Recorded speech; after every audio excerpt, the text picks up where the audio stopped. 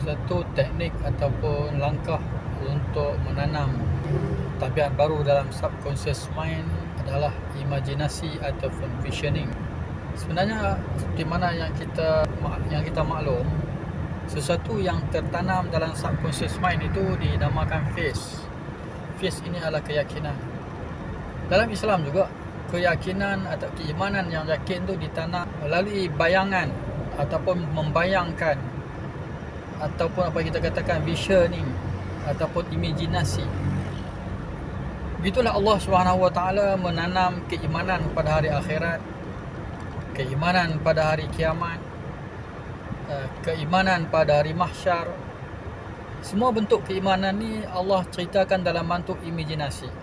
Bayangkan kisah-kisah syurga, kisah neraka, peristiwa-peristiwa kedah hari kiamat diceritakan dalam Al-Quran secara berulang-ulang dalam surah-surah yang berbeza dalam tempoh yang lama.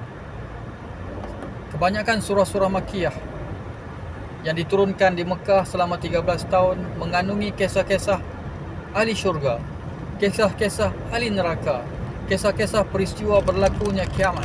Kesemua kisah ini merupakan kisah yang boleh digambarkan dalam minda dan diceritakan berulang-ulang. Dan demikianlah umat Islam membaca Al-Quran dalam Qiyamul Lail, dalam solat mereka, mengulang-ulang ayat-ayat, membayangkan kisah-kisah syurga ini.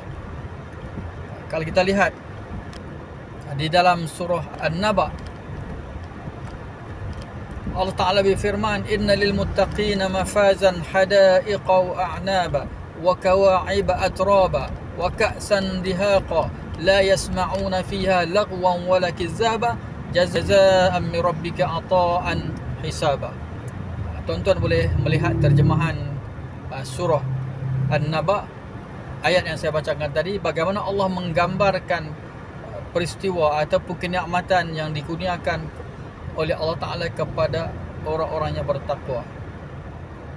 Orang bertakwa itu mereka akan berjaya masuk dalam taman-taman yang indah, mendapat bidadari-bidadari yang cantik. Itu adalah satu bayangan yang Allah bayangkan tentang kenikmatan syurga di dalam Al-Quran, dan itulah yang dikatakan visioning ataupun imajinasi, yang satu cara, satu proses untuk menanamkan keimanan pada hari akhirat yang diceritakan dalam bentuk bayangan berulang-ulang, dan umat Islam membaca berulang-ulang, akhirnya keyakinan kepada wujudnya hari akhirat itu terpahat menjadi iman ataupun yakin atau faith. Begitulah juga dalam urusan tabiat dunia ini. Kecemerlangan, cita-cita, impian yang ingin dicapai perlu menggunakan kaedah ulang bayangan dan ulang-ulang ini.